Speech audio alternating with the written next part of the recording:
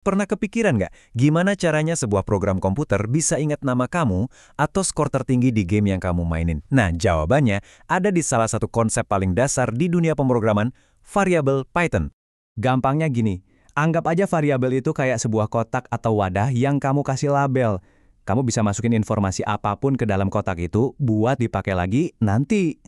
Nah, salah satu hal yang bikin Python asyik buat dipelajari itu ya kesederhanaannya. Beda sama bahasa lain yang kadang ribet, di Python kita nggak perlu perintah aneh-aneh buat bikin variabel. Jadi, sebuah variabel itu bakal langsung lahir atau tercipta pas pertama kali kamu kasih nilai. Nggak ada langkah tambahan, tinggal kasih nama, sama dengan, terus nilainya. Beres!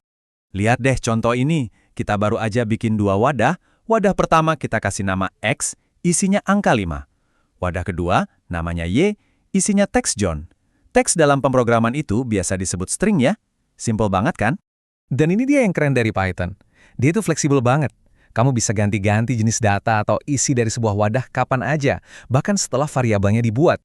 Misalnya nih, variabel X awalnya kita isi dengan angka 4, tapi di baris kode selanjutnya kita bisa aja ubah isinya jadi teks Sally. Wadahnya tetap sama, tapi isinya udah beda jenis. Python nggak masalah sama hal itu. Tapi, gimana kalau dalam kasus tertentu kita justru pengen maksa sebuah data jadi tipe tertentu? Nah, untuk itu ada teknik yang namanya casting atau konversi tipe data. Casting ini intinya kita nyuruh Python, hey, perlakukan nilai ini sebagai tipe data X. Kamu bisa pakai string buat ngubah angka jadi teks, int buat mastiin dia jadi angka bulat, atau float buat ngubah dia jadi angka desimal yang ada komanya. Oke, karena tipe data ini bisa gonta-ganti, terus gimana dong cara kita ngecek saat ini sebuah variabel itu lagi nyimpen data jenis apa? Tenang, Python udah nyiapin alat yang super praktis buat ngejawab pertanyaan itu. Namanya fungsi type. Caranya gampang banget, tinggal tulis print, type, terus masukin nama variabelnya di dalam kurung.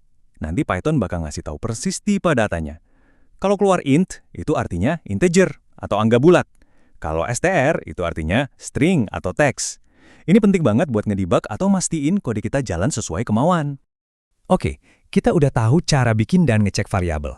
Sekarang, kita lanjut ke beberapa aturan main yang penting banget buat kamu ingat pas kerja bareng variabel. Aturan pertama, khusus buat data teks atau string.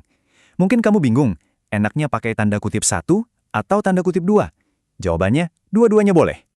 Yap, di mata Python, X sama dengan John dengan kutip 2 itu sama persis artinya dengan X sama dengan John yang pakai kutip 1. Ini soal preferensi aja, yang penting konsisten di dalam proyekmu. Nah, aturan yang satu ini tolong dicatat baik-baik, karena ini sering banget bikin pusing pemula.